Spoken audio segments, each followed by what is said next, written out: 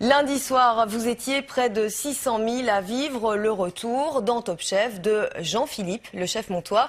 Les émissions culinaires ont de plus en plus de succès et elles suscitent des vocations. Ce matin, le roi et la reine célébraient les 75 ans de l'école hôtelière de Namur.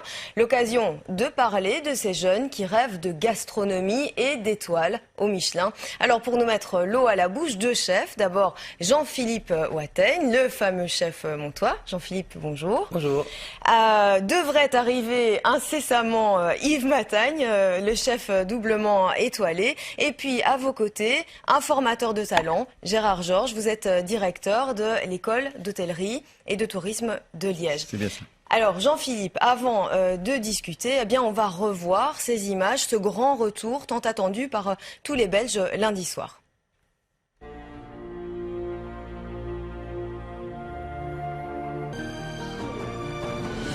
Félicitations.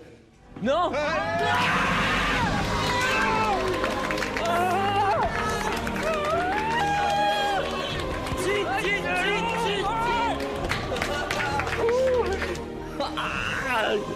Ce truc de malade.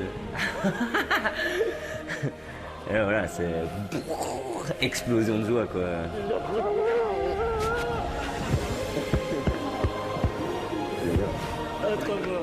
Ma seconde chance, faut que je prouve que je la mérite, quoi. Alors Jean-Philippe, on voit les frissons, on ressent ça encore aujourd'hui sur le plateau.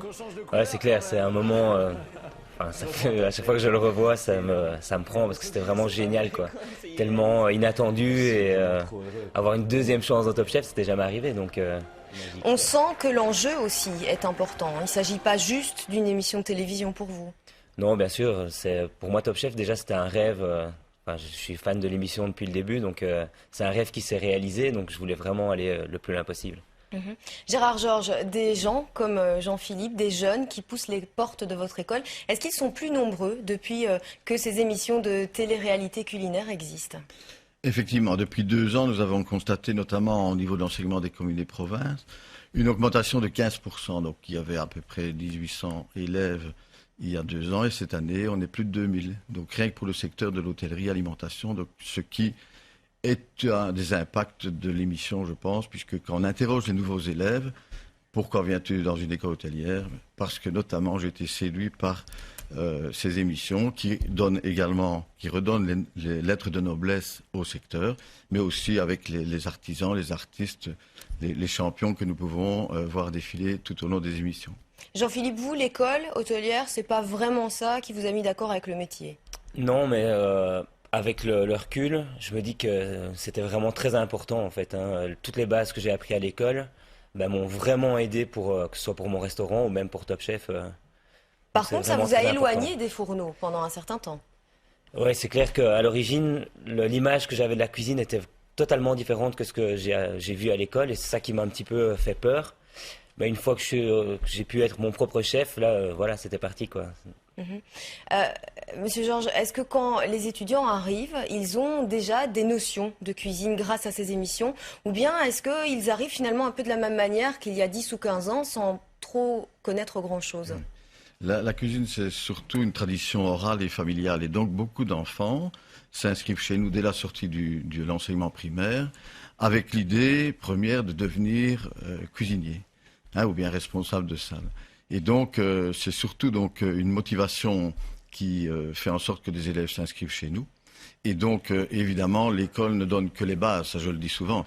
Le vrai métier, c'est dans l'entreprise, donc c'est dans les restaurants qu'ils découvrent le métier. Donc, effectivement, il y a une inconnue par rapport à la réalité du métier, mais l'école, en tant que telle, fait le maximum pour rapprocher son enseignement par rapport aux exigences des métiers. Jean-Philippe, vous, c'était une envie que vous aviez depuis très longtemps ou très jeune d'être chef? Oui, depuis tout petit. Je pense que j'ai commencé à cuisiner, entre guillemets, à 4-5 ans avec ma grand-mère pendant les vacances scolaires, etc. Donc voilà, c'est resté jusqu'au moment où je suis arrivé à l'école, quoi. Alors, on va revoir une autre séquence de l'émission parce qu'on a coutume de dire que la cuisine, c'est un métier très difficile, mais c'est aussi un métier où il faut faire preuve de beaucoup d'humilité. Comment ils s'en sont sortis? Je crois difficilement. Ça n'a pas été simple. On peut comprendre que c'est des pirouettes comme ça, toujours un petit peu difficile techniquement, mais il faut tout de suite se repositionner. Je pense à vous, Valentin. Il faut éviter les coups de blues comme ça. Excusez-moi, chef, mais j'ai C'est eu un concours. Dans un concours, il y a des comparaisons, il y a des candidats en face de vous. Quand on a à juger un plat, c'est pas du délit de faciès, c'est juste une analyse du plat technique et une analyse du goût. À un moment donné, on a senti quand même vraiment une baisse de régime. Pareil, quand on n'a pas fini, il ne faut pas commencer à jeter. Et ça, je dis ça pour vous, Nawel. Il vous manque des ingrédients pour aller au bout de l'épreuve. Ils sont pas toujours tendres, hein. Bon, c'est vrai que bon, c'est souvent justifié, hein, tout le temps justifié parce que voilà, ils sont pas là pour rigoler avec nous, c'est pour nous dire ce qui ne va pas ou ce qui va et c'est normal. Et je pense que ça fait partie du métier aussi de pouvoir accepter les remarques des chefs. Est-ce que ça se passe réellement comme ça dans des cuisines ou bien est-ce que c'est un peu mis en image? Est-ce que vraiment on doit se blinder avant d'arriver dans une cuisine d'un grand chef? Oui, donc la cuisine, c'est un art, c'est l'art culinaire, mais c'est aussi un métier de discipline, avec une hiérarchie bien respectée. Et donc, effectivement, lorsque des formateurs, des professeurs sont assez exigeants vis-à-vis des jeunes, c'est parce qu'ils veulent le meilleur. Et donc, on ne travaille pas sur base de la moyenne de la classe, on se base souvent sur l'idéal qui doit être obtenu à l'issue de la présentation. Donc, il est évident qu'il faut, bien sûr, être patient avec les jeunes. Il faut être respectueux des jeunes, mais il faut aussi être exigeant. C'est la raison pour laquelle je dis souvent que chaque professeur, chaque formateur est un chef en soi. Et quand on va dans les émissions telles que celle-ci, chaque chef est vraiment son propre patron et donc il exige le meilleur de lui-même et donc le meilleur de son travail. Ces émissions, est-ce qu'elles vous apprennent aussi des choses? Est-ce que, au fur et à mesure de l'émission, vous vous voyez, vous, en tant que chef, évoluer?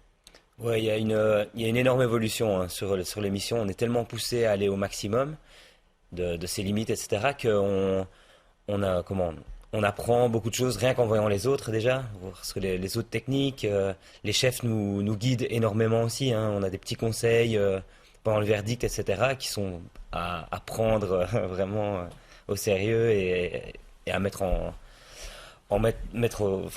pratique pour chaque épreuve. Vous avez changé la carte déjà de votre restaurant ou pas encore? Adapté? C'est la première chose que j'ai fait en revenant du tournage, c'est changer la carte.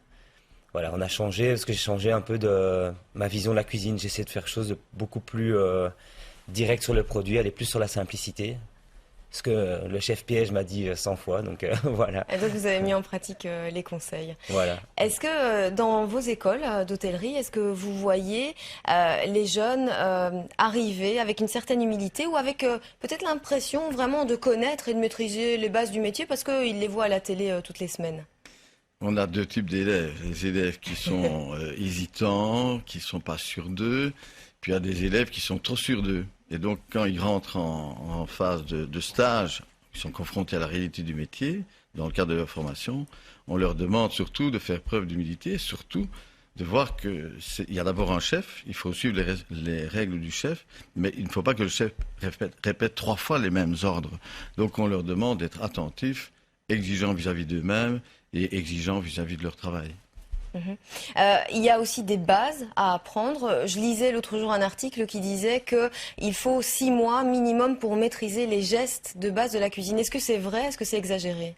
Oui, c'est en moyenne, c'est bien vrai. Mais il y en a qui sont un peu plus doués que d'autres et d'autres qui sont souvent dans la réserve. Donc on doit un peu, à certains moments, on doit pousser certains élèves et à d'autres moments d'en freiner. Mais effectivement, c'est un art et ça ne s'apprend pas du jour au lendemain. Donc c'est la répétition et la soif de bien faire qui fait en sorte qu'on progresse. Vous diriez, Jean-Philippe, que c'est un métier difficile? Oui, c'est clair que c'est un métier difficile si on prend les horaires, etc. Maintenant, c'est tellement une passion, etc., qu'on ne compte pas les heures, ça doit vraiment faire partie de la vie. Voilà. Ça doit être, on vit pour travailler, on travaille pour vivre les deux, quoi. On va s'inspirer aussi chez les autres. Ça aussi, c'est important de prendre le temps d'aller voir ce qui se fait ailleurs, de goûter. Oui, bien sûr, je le fais pas assez, j'avoue, mais c'est très intéressant d'aller manger dans d'autres restaurants pour voir un petit peu ce qui se fait, voilà, d'autres techniques, plein de choses. C'est très intéressant. Ouais. Mhm. Gérard Georges, on parlait de ces jeunes qui arrivent chez vous, beaucoup plus nombreux qu'avant, 15% de plus, vous disiez depuis 2 ans. Est-ce qu'il y a aussi, du coup, beaucoup plus de gens qui arrêtent en cours de route?